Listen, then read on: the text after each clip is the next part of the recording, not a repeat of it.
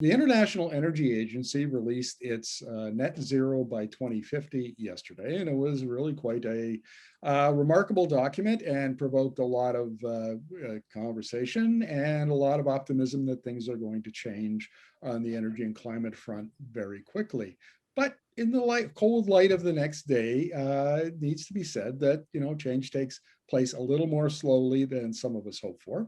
And I want to talk to Monica Gattinger, a professor at the University of Ottawa, about that, how it might change Canada's energy conversation, how it might change the climate and energy policy trajectory we're already on. So welcome to the interview, Monica.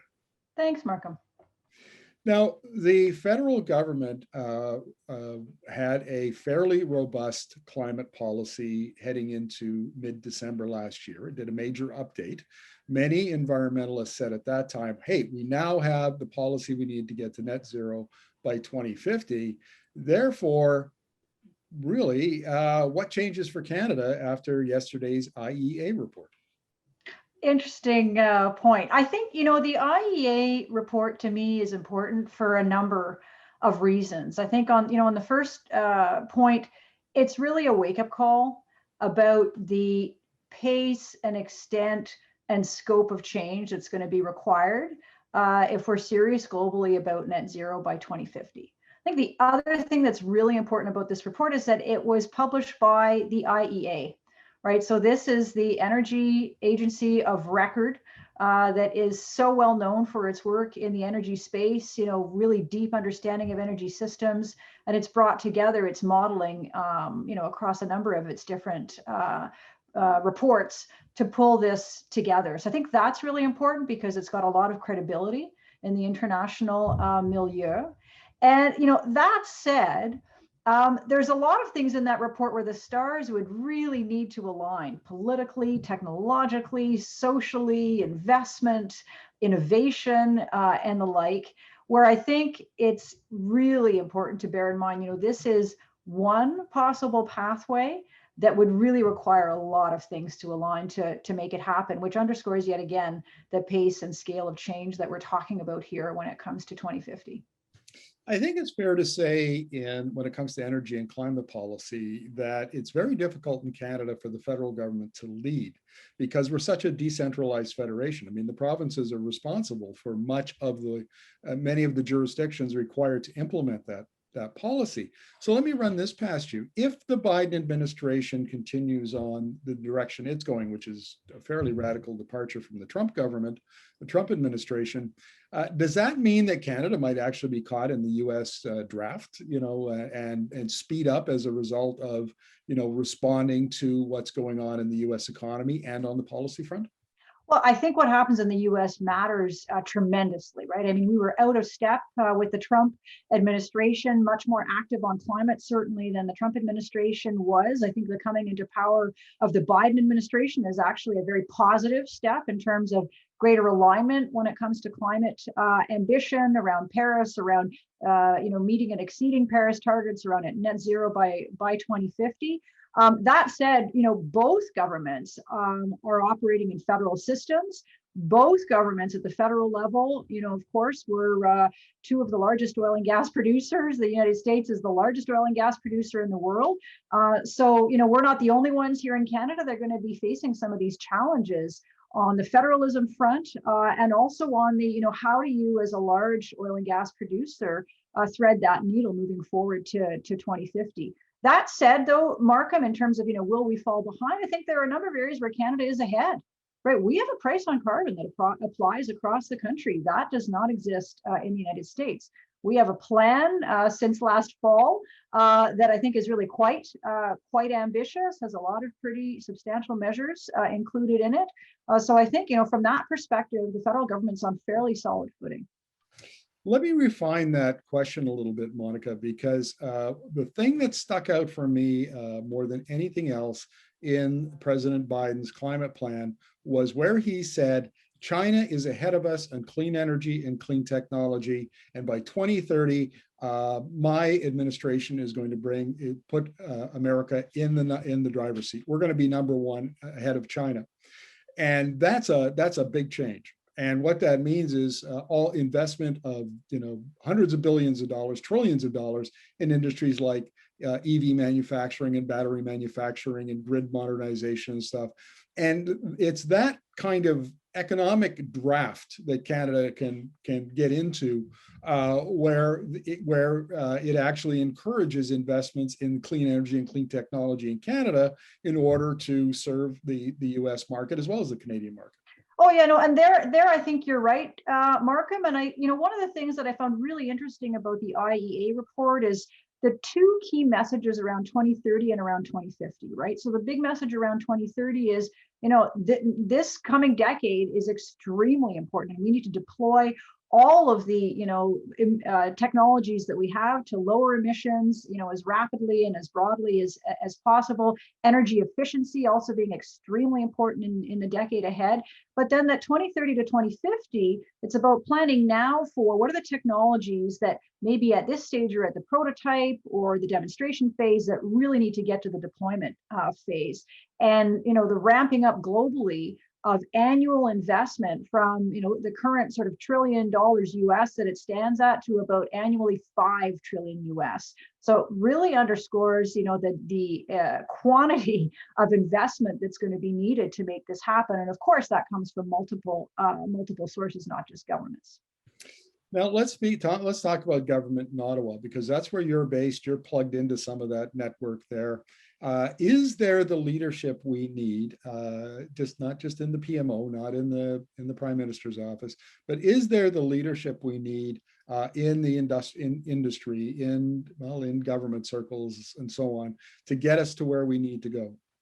Listen, I think, Markham, I think the ambition is there. There's no question that the ambition is there. I mean, look at the scaling up of Canada's targets for 2030 at the recent summit that President Biden held around climate. I think where some question marks for me get raised is around how are we going to actually make this all happen in the real worlds of politics, of regulation, of investment, of industry competitiveness and the like. And I think that's an area where, Ottawa can't do it alone. Back to your point earlier, it really requires that collaboration, not only intergovernmentally, but also across different sectors. So ensuring that, all folks are pulling in the same direction. And I think, that's an area where I'm perhaps, really looking to make sure that that the government is actually moving on that front. So, really putting its actions where its mouth is, so to speak.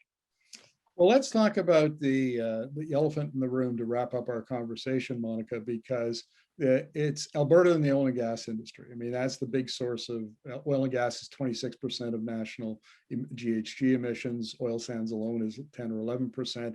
And the IEA's report said very clearly that pathway, that scenario, there should be no more investment in new oil and gas fields. But basically, it's steady as she goes with what we've got. That flies in the face of what the Canadian oil and gas industry has wanted for a long time, and the messaging coming out of Premier Jason Kenney's government. So how do are we expecting maybe that Prime Minister Trudeau will continue to soft pedal that, not look for confrontation, or will it eventually come to the point where we actually do have some further conflict between Alberta and Ottawa on this issue? Yeah, I think this is where the politics here in Canada will be extremely challenging, and an area where what I think I'd be looking for is some leadership that looks to thread the needle in a way that provides opportunity. There truly is opportunity. I think one of the sort of lesser noted things in the IEA's report is that there are a whole host of things that are currently happening in the oil and gas sector, not only here in Canada but globally as well, around things like CCUS development of blue hydrogen, development of what's referred to here in Canada as bitumen beyond combustion. And there's no question that IEA report really underscores that a lot of that work that's currently happening in the oil and gas sector, particularly around CCUS and blue hydrogen, is absolutely crucial, because the learnings there can have spillover effects, or will have spillover effects, and will be required in other sectors. So heavy industry and other hard to abate areas. So I think, what I'd be looking for politically and in terms of the framing is how do you, in the context of a pathway, which is what the IEA has put out, try to identify where are there opportunities for Canada. I think another one, Markham, and you haven't raised it because the question was around Alberta, but another one to me is nuclear. Nuclear didn't get a lot of play in that report, and yet nuclear generation in the electricity sector, again, in that possible pathway is slated to double. So where are there opportunities there for Canada in terms of the development of small modular reactors and playing in some of these emerging spaces that we know are going to be extremely important going forward? I think that's what I would be looking to, is really, trying to get the politics, having people pulling in the right common direction, rather than, kind of hitting the oil and gas sector over the head with this report. I don't think that that's going to be an approach that's going to be terribly productive, in terms of Canada's emissions reductions efforts. I would have to agree with you on that, and I think that there is the lack of a common narrative in Canada that connects all the dots and frames this issue in a way that Canadians can go, oh, I understand now how we're going to shift to clean energy and clean technology, and I understand oil and gas's role in that process as it adapts to a low carbon future. And so you were talking about the federal government shouldn't hit the oil and gas industry over the head. Well, I'll take the other side of that coin and say that the oil and gas industry really needs to demonstrate some different leadership and step up and say, here's how we're preparing for this. Here's how we plan to meet the goals that the government has set out and the vision and scenarios that the global community is pursuing. And that's, to me, I've criticized them in columns and elsewhere. And I think that's a major missing piece of this puzzle. Your take.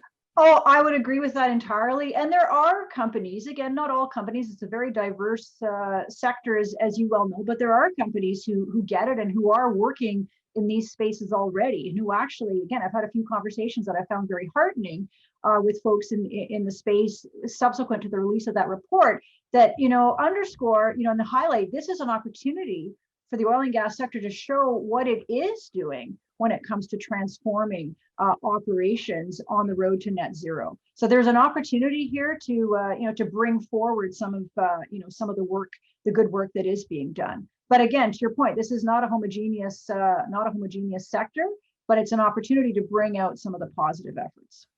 Monica, always appreciate your insights. Thank you very much for this. Very welcome. Thanks, Markham.